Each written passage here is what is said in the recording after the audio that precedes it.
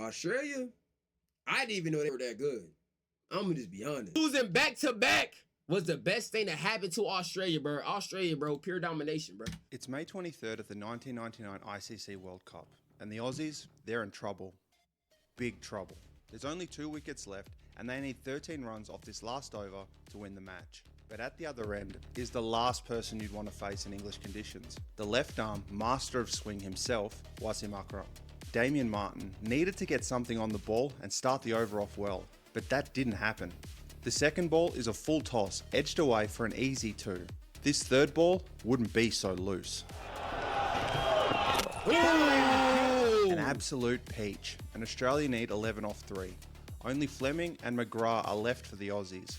They need 2 boundaries, at least, off these final 3 deliveries.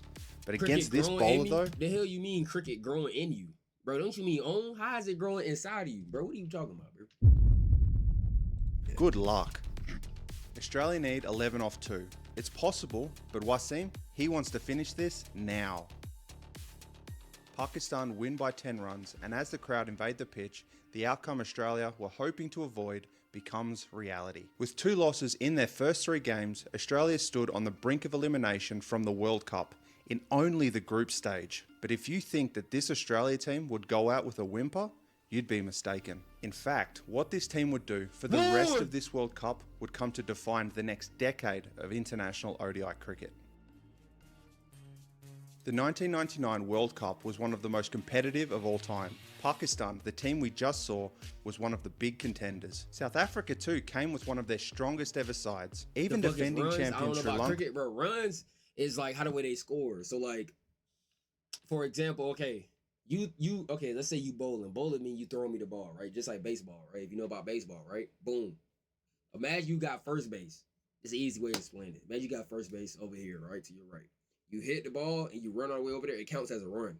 See what I'm saying? Besides baseball, like the only way it counts as a run, you gotta make it all the way back home. You know what I'm saying? You gotta make it you gotta go through all this shit, 3, and then you gotta come all the way back to your home base. You know what I'm saying? Where you start. That's a run. You know what I'm saying? In cricket term, that's a run. In baseball, it's not. So once you hit the ball, depends on how far you hit the ball. Like say if you hit it and you got a 6. A 6 is like a home run. All right? A 6 is like a home run. You get a 6, that's 6 runs. You get what I mean? And then you can even do like 1 run. Like you can hit the ball to where it goes midfield and you get like 1 run out of that. You get 1 run, that's a run. Now you got 7. You know what I'm saying? Let's say you hit the ball and before you get a 6 like a home run. Let's say you hit the ball and it hit a boundary. A boundary that's like it's like when it bounces in midfield and it rolls all the way to the boundary instead of going to a 6. That'd be called a boundary. You get what I'm saying? That's 4 runs. So now you be at 11 runs. You get what I mean? You get what I'm putting down, my brother.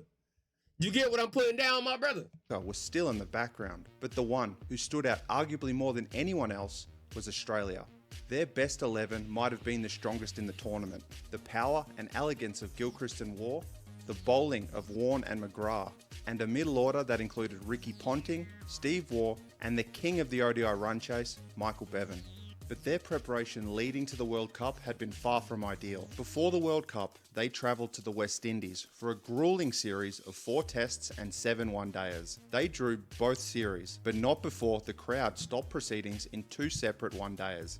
In the 5th ODI, as the 49th over was completed, the crowd invaded the pitch, perhaps thinking that the match was over. Some even took off with 1 or 2 wickets as souvenirs. What? After officials returned things to normal, Australia eventually needed 4 off the last ball to win. They ran 2 and were coming back for the 3rd to level the scores, but not before spectators yet again came onto the ground and stopped the game before it ended. Absolute chaos. Someone's going to get injured out there.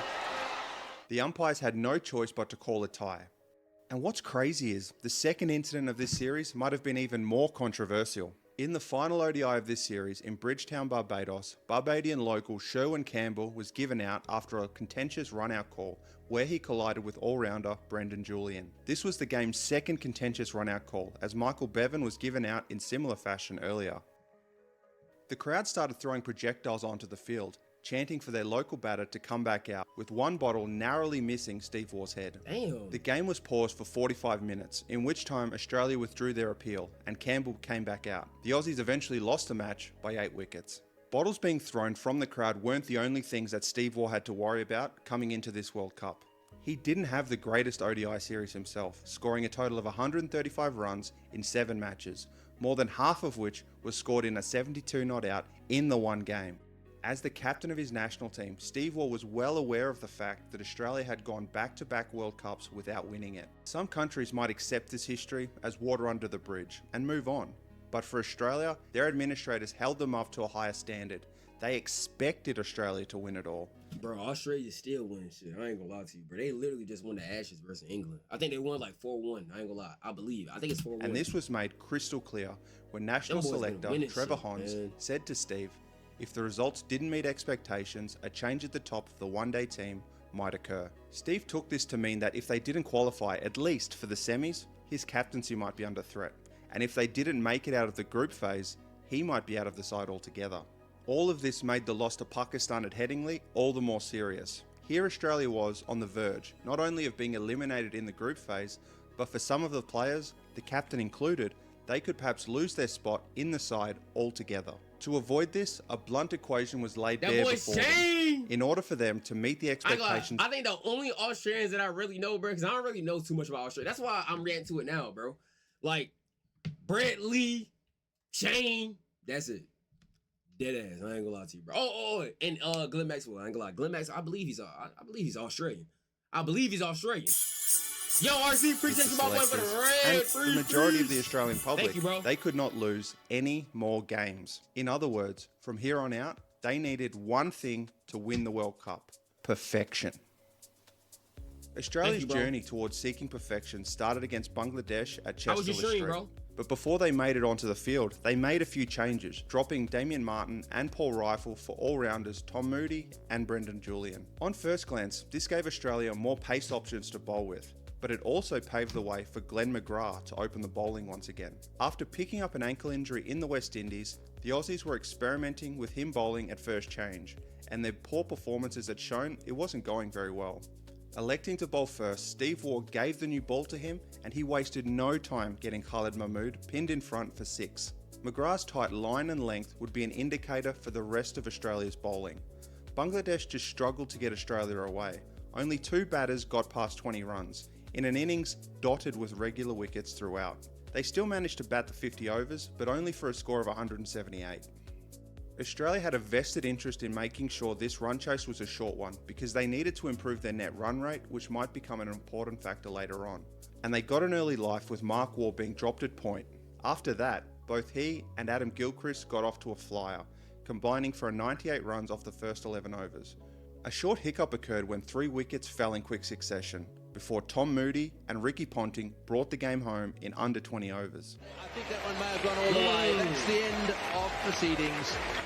With their second victory of the World Cup, Australia were back on track, with 1 match to go in the group stage against a familiar foe, the West Indies. Both teams needed a win to progress to the Super Sixes. This is when they were saying that the West Indies was actually good back then, bro. Like now, like I don't know who was here when we was reacting to them highlights, bro. Like now, they struggling now, but like back then, bro, they used to be really, really well. I ain't gonna lie to you, like really, really good. That's what I've been hearing. I gotta actually see it for myself because like, but everybody say that though. Like even on my in my comment section, I'm pretty sure if you made this far in the video, bro, you even know yourself. Yeah, drop it down in the comment section, bro, because like the West Indies was actually good. Like I seen a documentary. I think it was like something with fire in it, or like Born to Fire or something. I don't know, fire and something. I don't know, but. Yeah, they was really, really good. Indian fan hoping for a close contest like earlier in the Caribbean not too well. Was soon to be disappointed. The old Glenn McGrath was back, the one with metronomic line and length and pinpoint accuracy. And this was the match that he proved it, picking up 5 wickets for 14 runs off 9.4 overs, including this worldie to get Brian Lara, pitching on leg and nipping the top of off. He ripped through the heart of the batting lineup, and opener Ridley Jacobs could only watch as his partners were falling all around him. With a little help from Shane Warne and others, McGrath and Australia bowled out the West Indies for 110. Even though the required run rate was only 2.7 and over, Australia needed a quick run chase yet again to help with their net run rate. Standing in their way was Curtly Ambrose and Courtney Walsh. Both bowlers pinned down Australia's openers. Curtly gets Mark Waugh out for 3 and bowls Gilchrist for 21. Lehmann is his 3rd victim off 9 balls. But the Windies' good start couldn't last forever though. There just wasn't enough runs to defend. Although, that's when things got a bit weird. See, Australia could reach the total of 111 runs comfortably, but they had an eye on the next phase. They worked out that if they made the run chase take longer than it should, there might be a chance that they could help the West Indies to qualify for the next phase on net run rate, and in doing so, knock out New Zealand in the process. It made for some slow, if not boring, final few overs, not to mention a few sideways glances from their friends across the ditch. And I know that some people might think this is unsporting, and it probably is, but if you had the chance to knock out a rival team who beat you earlier in the World Cup and replace them with another who you just bowled out for 110, I'm guessing the thought would at least cross your mind. It's an indication of a ruthless streak that was starting to show itself within the Australian team, always thinking of the next game and how to put themselves in the best possible position to win the World Cup, even if, in this case, it didn't work, because a no-ball bouncer would win the game for Australia by 6 wickets, and in the process qualify them for the Super Sixes. Their first hurdle had just been overcome. Along with them, in the next phase, from Group B would be Pakistan and New Zealand, while from Group A, South Africa, India and Zimbabwe qualified. And this was when things really started to get interesting. Oh, and he's gone. Robin Singh gets the double strike. In the Super Sixes round, all teams would be together, as Australia had already played I heard South Africa was good too. I ain't gonna lie back then too. And New Zealand. They would only have to play India, Zimbabwe and South Africa in this phase. At the end of it all, the top 4 would make the semis. Australia and India would kick off the Super Sixes against each other at the Oval in London. Winning the toss and bowling first, the Indians showed that at least early on, batting might be a bit tricky. Mark Waugh and Gilchrist had to dig in to stay together. But as the sun bore down on the wicket, batting started to get easier, and the two could free their arms. For all their hard work and close calls, India were finding it hard to get a breakthrough, until their 5th bowler, Sourav Ganguly, gets Gilchrist for 31. Mark Waugh, now with Ricky Ponting, powered on. He and Australia looked set for a big score with some beautiful shots. And at the 30 over mark, Australia were 1 for 157, with Waugh 17 short of a century. By the end of the next over though, both were back in the sheds, having been snared by the military mediums of Robin Singh. Through tight bowling and regular wickets in the second half of the innings, India restricted Australia to 243 with 3 overs to go. It was thanks to some great late hitting from Michael Bevan and Tom Moody to bring the score to 282 after 50. Superb stroke, gave himself some room, whipped it over mid-wicket, superbly timed.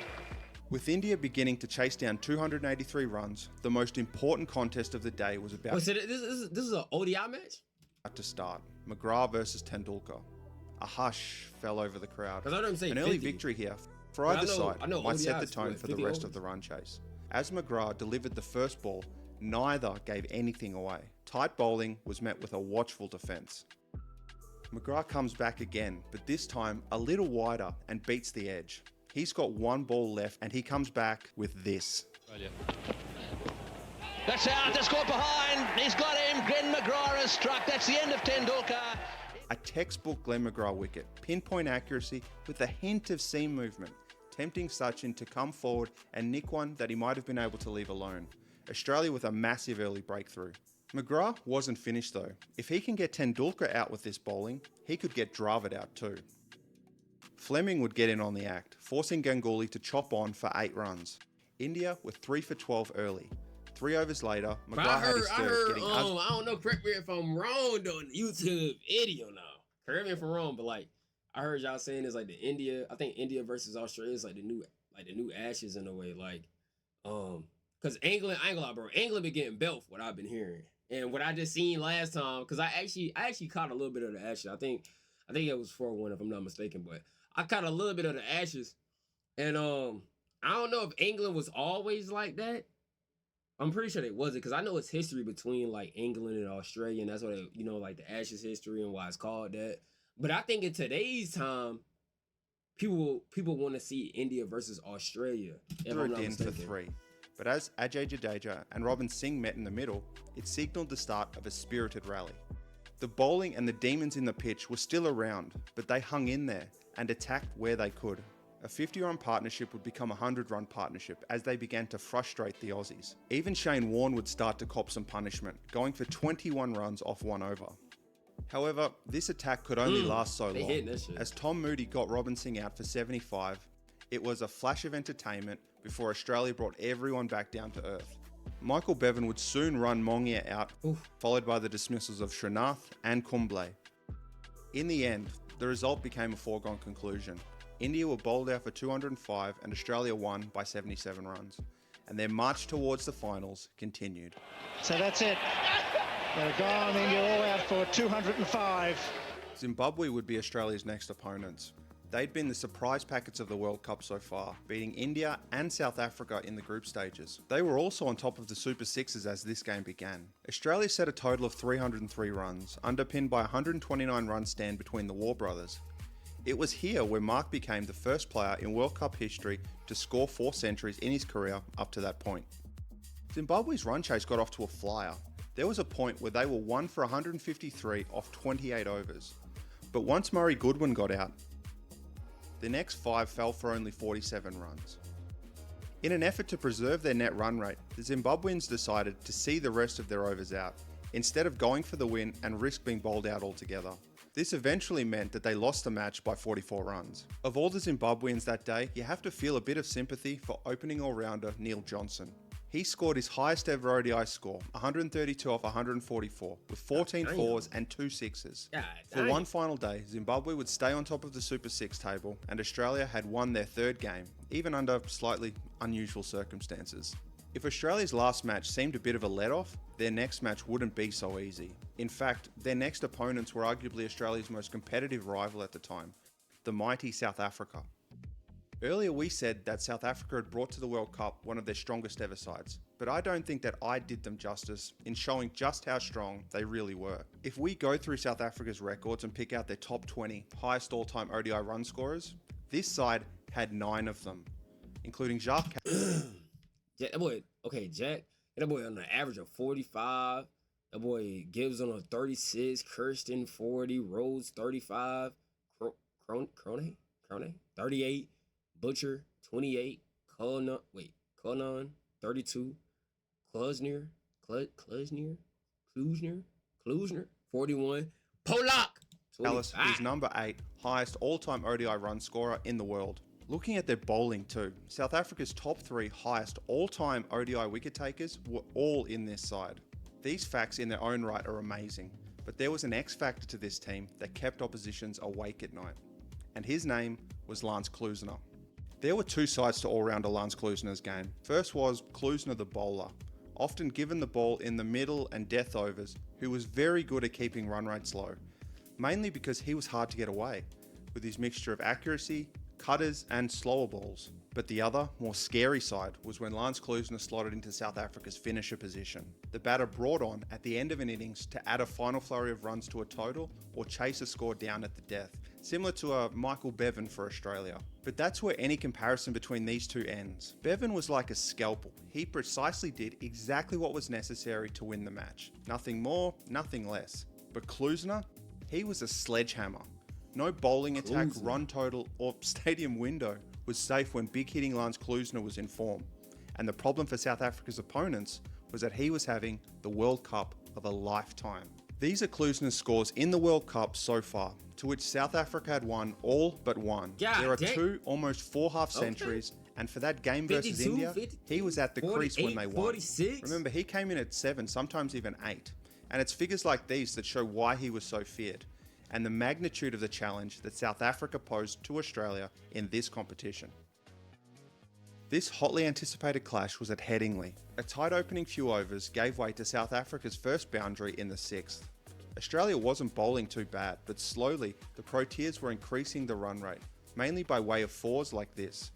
Paul Rifle would get Kirsten out, which brought in Daryl Cullinan, and together with Herschel Gibbs, the two pushed their score into the hundreds. Going at 4 runs and over, a partnership here could have set South Africa up for a...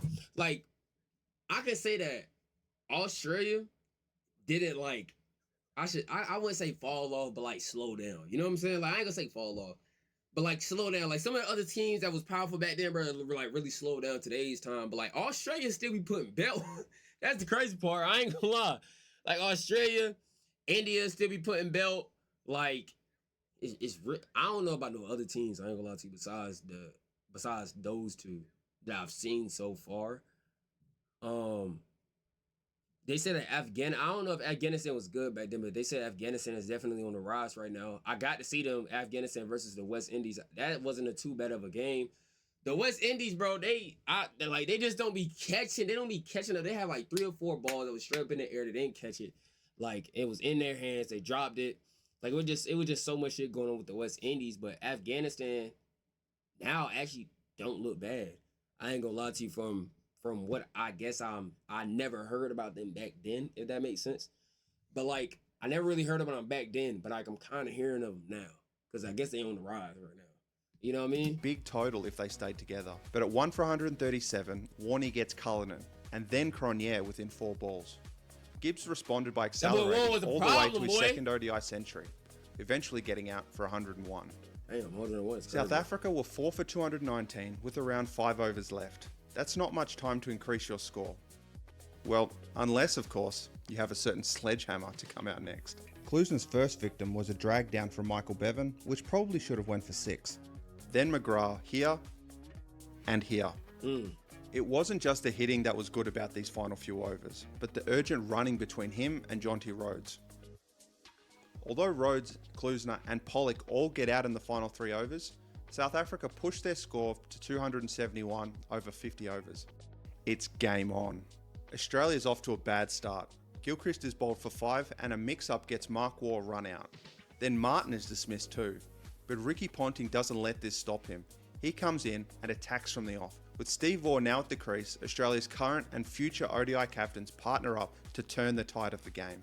From being 3 for 48 off 11, they were now 3 for 120 in the 26th. Both batters look set and look like they could bring the game home themselves. But just around the corner, something happened that would live in Cricket World Cup folklore forever. In the 31st over, Herschel Gibbs catches a chip shot from Steve Waugh. This was the turning point of the game. Ponting would get out for 69 a couple of overs later, but Steve Waugh had been given a second life and that's all he needed. Bringing up his century shortly afterwards before taking Australia home with the help of Bevan and Moody. He finished with a match-winning innings of 120 runs as the Aussies beat South Africa by 5 wickets. Looking back at this now, you can see that this is one of Steve Waugh's most defining innings as an ODI captain. Sure, he got a second chance, but he put the team on his back and carried them over the line. And in the process, the team had met the minimum expectations of their selectors and qualified for the semi-finals. They were only 2 wins away from taking the World Cup back home. But first, they had to face this same South African... I wonder if you must have got in a cricket through your dad. I feel like, I ain't gonna lie, bro, that is like the most fire, like, to have a son or like to have kids, bro, that they start watching the same sport that you be watching, bro, I think that's fire, bro. I ain't gonna lie. Like, I think that, me personally, I think that's fire, bro. I ain't gonna lie to you. I think that's fire. Played. 4 days since their last encounter, Australia and South Africa would go to battle once again, this time at Edgbaston, for a place in the 1999 World Cup final. Australia was sent into bat and again, just like their last innings, managed to absorb it, putting away any bad balls and pushing onwards. From 4 for 68 in the 17th to 4 for 147 in the 38, Steve Waugh brings up his half century off 73 balls.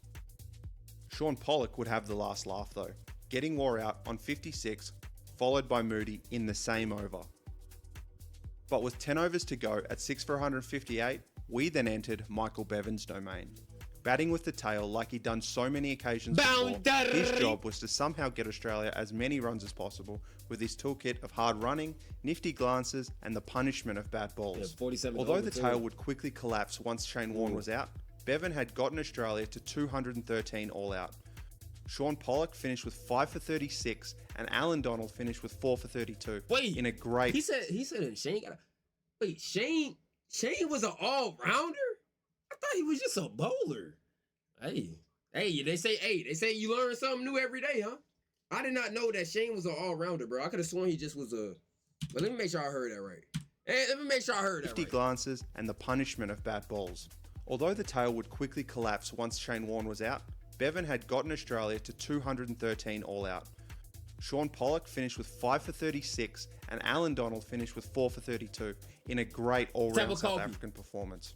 The question was though, could they back it up with the bat? 2 weeks to the day since he delivered the ball of the century, Shane Warne produces another... Bro, You know what's so fire about Shane, bro? I ain't gonna lie, bro. Australia got some people that I know I never heard of, bro. That's fire. Cause I done heard like 5, 6 names of Australia, maybe more than that I didn't even know that was there. But like actually I can't even say that was there because I didn't even know they existed. You know what I'm saying? But now I know they exist, so put it like that. But I ain't gonna lie, what made Shane so fire to me, like recently, and I just got into it, bro, it's because of the spin, bro. Like the spin he had was fire, bro. I ain't gonna lie to you. In 2 weeks to the day bro, since he delivered the ball of the century, Shane Warne produces another to bowl Herschel Gibbs. But he wasn't finished, getting cursed. I gotta take a breath. South Africa was 6 for 175, needing 38 off 31 balls. Warney had almost finished his 10 overs, but the Aussies still had Damien Fleming and Glenn McGrath to bowl at the death. They needed 3 wickets to get into the final as the next batter came to the crease. Lance Klusener. For all the pressure that South Africa was under, with one shot, Klusener looked like he had ice in his veins, getting 5 off his first 2 balls. But things at the other end wouldn't be so calm. Throughout the rest, that it looks like Lance asks the umpire a very important question. Is the tie enough for South Africa to advance? It wasn't. South Africa needed to win outright because Australia had the better net run rate. Here comes the next ball. Another 4. 1 needed off 4. Australia's World Cup hopes were hanging by a thread. Even less than a thread. They almost get at the next ball. Donald comes out of his crease, pleading for a single, not knowing where the ball went or how close Australia were to hitting his stumps. There's now 3 balls to go. 3 balls for South Africa to end Australia's quest for perfection. But it didn't last that long. This next delivery was the final ball of the game, and the one that is seared in. A single was there, but maybe because of what happened the ball before. I thought he did. But Alan Donald didn't run. A single was there, but maybe because of what happened the ball before, he was more cautious. I guess we'll never know. South Africa had been knocked out of the 1999 World Cup in the most brutal way, through a run-out that was 100% self-inflicted. They'd lost to their arch rivals twice in a row. South Africa, in the semis, had done more than just give them a spot in the final. South Africa had taken Australia right to the edge, in the most high pressure of situations. To beat them, Australia had to push their own standard of cricket perhaps further than this 11 had ever gone. When they came out the other end victorious, Australia were a different team. They now knew not only what it took to win in moments like these, but that they can thrive in that kind of environment. And when the time is necessary, they can pull their opponents into those deep waters too. In their final hurdle to perfection, to avenge back-to-back World Cup defeats, there was one team that stood in their way. The team that helped put Australia in this spot in the first place, Pakistan. The home of cricket, Lord's Cricket Ground would hold the 1999 World Cup final between Pakistan and Australia. Pakistan fans from far and wide came to watch this final, even if it meant climbing up a construction site next door. I think I heard Pakistan was nice. I ain't gonna lie, I think I had looked at them. I think New Zealand, wait, I don't know if New Zealand was nice. I ain't gonna lie, they nice now though. Now I ain't gonna lie, they just beat India. Like not too long, I think probably like 2 days ago? Bro, I was cheering for India, I ain't gonna lie to you, bro. New Zealand was hitting, boy. I ain't gonna lie, they had like 2, I think it was Phillips. What was that other man name? It was Phillips and somebody, bro. I ain't gonna lie, it was on centuries, bro. Like, them boys hitting. Okay. To watch it. And when it got underway, it was Pakistan who won the toss and batted first. From here, I would love to say that Pakistan took the game to the Aussies. That on the back of someone like Saeed Anwar, who scored back-to-back centuries on his way to the final, they put up a big total for Australia to chase. But unfortunately, the reality was much different. The first wicket to fall was Wajahat Talawasti, caught with this blinder at second slip. 3 balls later, Saeed Anwar was out. I ain't gonna lie, bro. Cricket is actually interesting, bro. Like, it's actually it's entertaining and it's interesting at the same time. Like, especially when it come down, even though like people thought I wasn't gonna like ODIs because they're like a little bit slower. But the thing is, like, even with tests, but like the thing is though, ODIs, bro, like they start off a little slow, but then as the game goes on, bro, it picks up. OD, like it started picking up, bro. Like when I was watching India and New Zealand, that was my first ODI. I caught you remember I caught like some of the first one and some of the third one I caught when India was batting. Since I had seen New Zealand bat, and then I had wanted to see, you know what I'm saying, India bat. So I caught him on the third one. That was a decider match, bro. After a little bit, like once it came down to that wire, bro, And boy, I ain't gonna lie, not Pakistan. India was hitting. V-Rod was hitting. That boy, what was that boy named Harshit? That boy Harshit was going crazy. It was somebody else. I think it was like 2 other players, but it was going crazy. But I ain't gonna lie, it was a good feeling, bro. I could have sworn it was gonna do it, but Kohli had chopping got out. on. McGrath wasn't giving Kohli an got inch. out. That was His next pretty much 3 it. overs, he only conceded 1 run. But for just a moment, he would give them a life in the field. Damn, he dropped that. 3 overs later, Steve Waugh wouldn't let them off the hook so easily. And at the 21 over mark, Pakistan were 3 for 69. Then came Shane Warne, fresh off taking 4 wickets in the semi. His next 10 overs in this game would show why he was called the king of spin, dismissing Ahmed, Khan, Afridi and Akram. By the time Wasim boy fell Shane- for 8, Nah, Pakistan bro. were 9 for I love 129, Shane, bro. I eventually ain't gonna lie. bowled out for 132. Warne finished with 4 for 33 off 9, making him the joint highest wicket taker for that tournament. Pakistan just didn't show their best on that day, and to cap it all off, the scorecard showed a very disappointing stat. The highest scorer for Pakistan in that innings was Australia, with 25 extras. They say that adversity doesn't build character, it reveals it. I think in the case of this Australia team, that is very fitting. From the rocky tour of the West Indies to the ultimatum set by their own selectors, or the bad World Cup start, sure, if Herschel Gibbs didn't drop Steve Waugh in the Super Sixes, or South Africa got that final run in the semis, this whole story changes. But they didn't. And here, it only took Australia 20.1 overs to take what they were after all along. Through a mixture of determination, teamwork, and a dogged pursuit towards excellence, their successful pursuit of perfection took this team to a level that very few teams ever reach. And by the time Darren Lehmann hits the winning 4, this was proven. Australia were world champions for the first time since 1987, and Since back on top of the 1987. world cricket stage. The ethos and team spirit that was forged in this quest would pave the way for a golden era of Australian ODI cricket, with this victory being the first of 3 consecutive World Cup crowns over the next decade. As we look back on this, all these years later, although Australia doesn't have that same aura anymore, and other teams have definitely caught up, this serves as a reminder of what people can do when they face adversity. And that maybe, sometimes, losing at something, even back to back, can be the best thing you could ever ask for.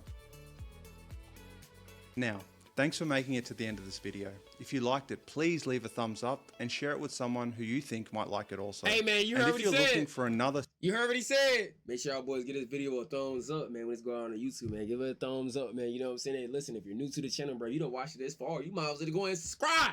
You might as well go ahead and subscribe. You know what I'm saying? You might as well go ahead and subscribe, man. You don't watch the video all this long, bro. Come on, now we done built the bond damn near. Go ahead and sub up, man. Go ahead and sub up with the post notifications on, man. You know what I'm saying? If you have any more recommendations, man, y'all boys already know what to do. Jot that down in the comment section down below, bro. And I will see y'all boys in the next video, man. I'm out of here. Boom.